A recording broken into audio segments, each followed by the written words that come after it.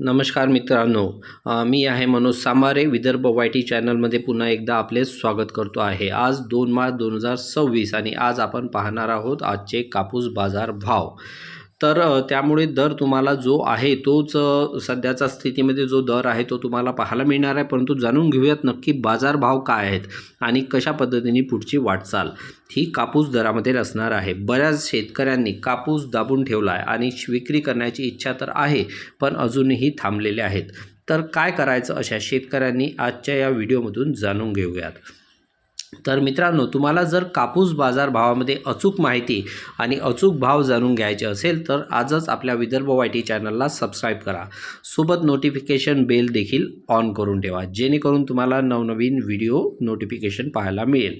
तर मित्रांनो, सर्वसाधारणपणे कालचा आपण जर मार्केट पाहिलं म्हणजे शनिवारचं, तर त्या ठिकाणी 200 रुपयांची वाढ होऊन 53,700 रुपयांवर आणि 53,900 रुपयांवर मार्केट आलेलं आहे. थोडक्यात मार्केटमध्ये एक चांगली वाढ झालेली आहे आणि या आठवड्यामध्ये बऱ्यापैकी मार्केट उचलणार आहेत. तर सर्वसाधारण रुपयांनी मार्केट वाढलं आहे. आणखी त्याच्यामध्ये साधारणतः या आठवड्यामध्ये 500 पर्यंत रुपयाची वाढ होण्याची शक्यता आहे. तसंच जर होत असेल तर गेल्या त्याच्या पुढच्या आठवड्यामध्ये सर्वसाधारणतः 54,500 हा गठन दर क्रॉस होणार आहे. तर गठन जर 54,500च्या पुढे जात असेल तर बऱ्यापैकी विदर्भ ह्या म्हणजे विदर्भात जो कापूस दर आहे हा सर्वसाधारणतः 8,000 रुपये पार करून पुढे जाईल आणि 8,500 पर्यंतही जाईल.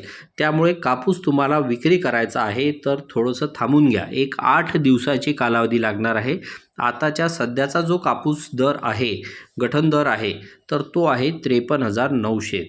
त्यानुसार जर आपण स्थानिक बाजारपेठ जर पाहिली तर सर्वसाधारण 6,800, 6,900, 7,000 हा दर आहे. त्याच्या पलीकडे ज्या छोट्या जिनिंग्स आहेत तेथे आपण लोकल जे जिनिंग्स आहेत, मराठवाडा, विदर्भ, गळता, तर अशा ठिकाणी सर्वसाधारणतः दर आहे 7,100, 7,200 आणि 7,250 सरासरी.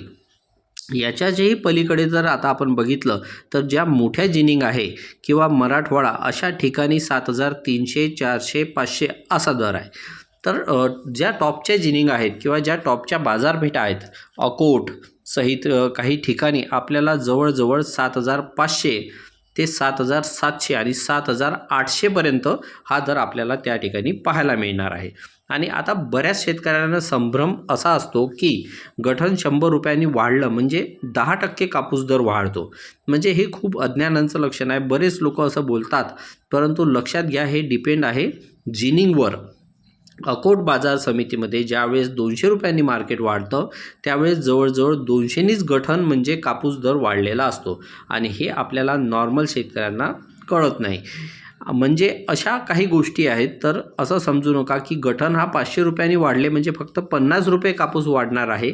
तसं जर झालं तर 1,00,000 रुपये ज्यावेळेस गठन होईल त्यावेळेस कुठेतरी 98,000 रुपये कापूस होईल.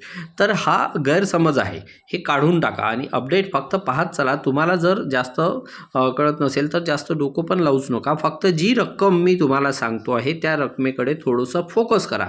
बाकी येत्या 8 ते 10 दिवसामध्ये बऱ्याच शेतकऱ्यांचा कापूस हा विक्रीसाठी जो दर आहे तो दर येणार आहे.